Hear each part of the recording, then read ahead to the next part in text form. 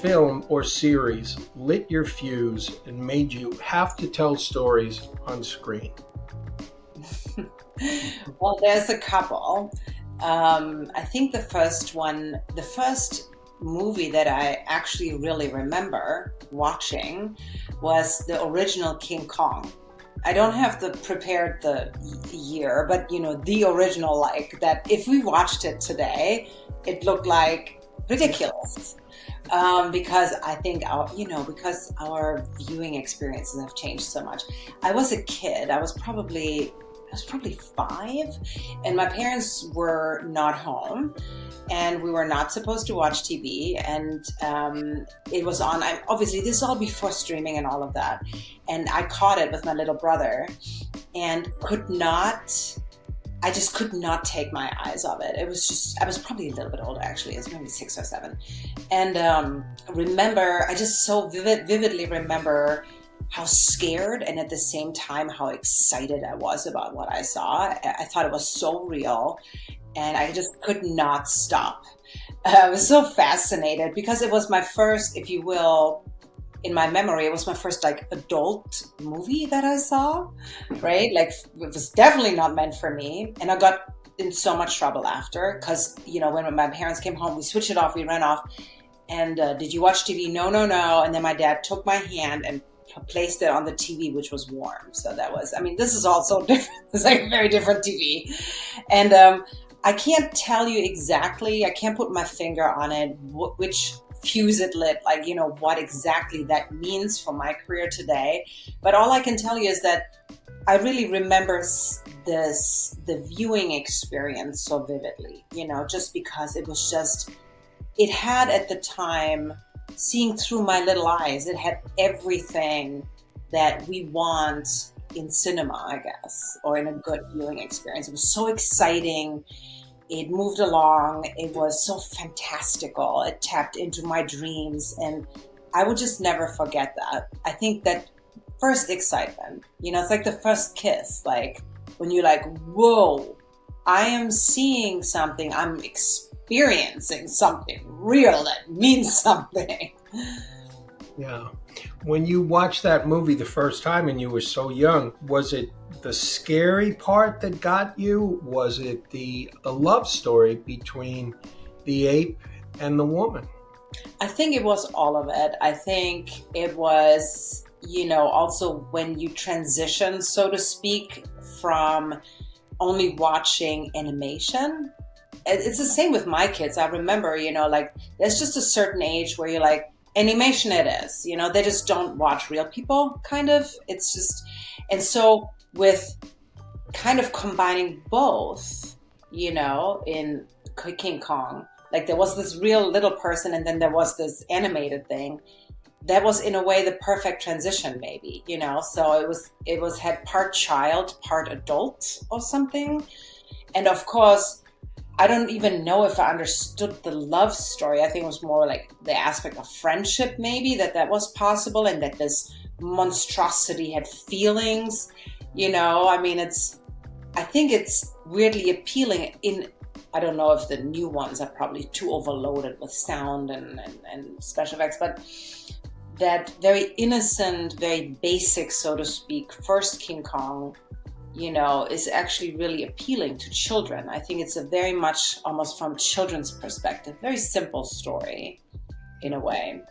Yeah. Well, now, so you're making your way as an actress, and as you were figuring it out, what movie or series did you watch? And maybe it was an actress's performance or an actor's performance, and it was so good it made you go, oh, what am I doing? Can I really play in the sandbox?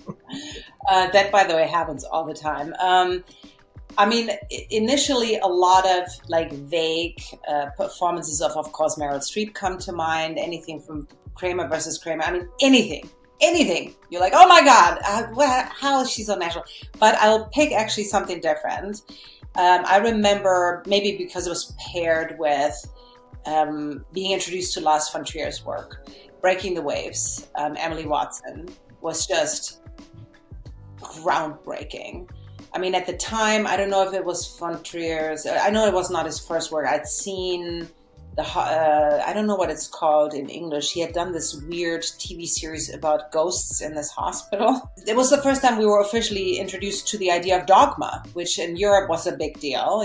Like this idea that we would come up with rules for filmmaking, mainly, I guess more interesting for directors than actors, not necessarily, that what were kind of intended to bring us back to the original idea of filmmaking and to be more creative within limitation.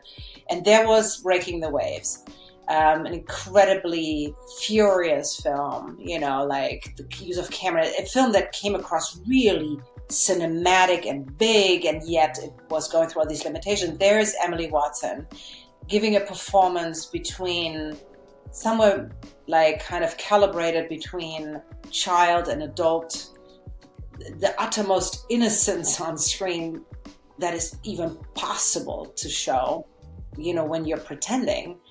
And I think it had a lot of us really shattered and impressed and weeping. So that's very memorable. Good. Well, so now maybe it was the success of something you did or approval from someone whose opinion really mattered to you. What first gave you the confidence that, yeah, this is what you should be doing?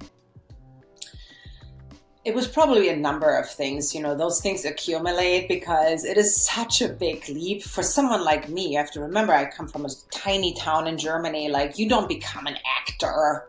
You don't become an actor. There was not even a theater. There was not even a movie theater in my town. So I think it was just little moments that accumulated, like of people maybe, when I was doing my little drama class thing, where people I had an audience. People seemed to really dig it what I was doing, like everybody else's. But, I was just kind of like, this is cool. And then I found out as a teenager that there were acting schools. And I was like, oh my God, I want to go there. It's just like kind of like, and then I had a friend who was going to do the same thing. So we kind of did it together. And then once I was in Munich in acting school, I think there was enough accumulation for chance and coincidence and fate to kind of kick in. And I was discovered by a casting director, and all the things then just kind of happened and just came to me rather than me going to them.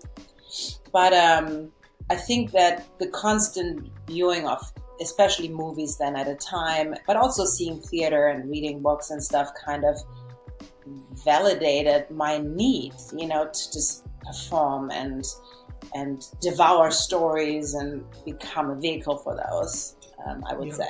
Well, now, what would you say was the biggest obstacle that you had to overcome to allow you to turn these projects that influenced you into your own language as a performer?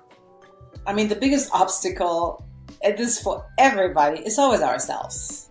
Can I do this? Am I ready? I'm not going to be, this is so much better and this and that. So, but then of course there are so many more obstacles that, you kind of don't want to see, because then you only see obstacles, like anything in life, right? And seeing this industry changed so much from a lot of analog and 35 millimeter to digital, and certain aspects of our work becoming actually more limitless, whereas others become so much more limited.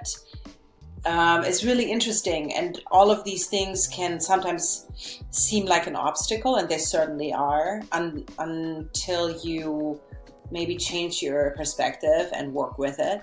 And then you realize maybe it's not an obstacle. So it's really hard to say in this business, what's an obstacle and what kind of might be a stepping stone, right?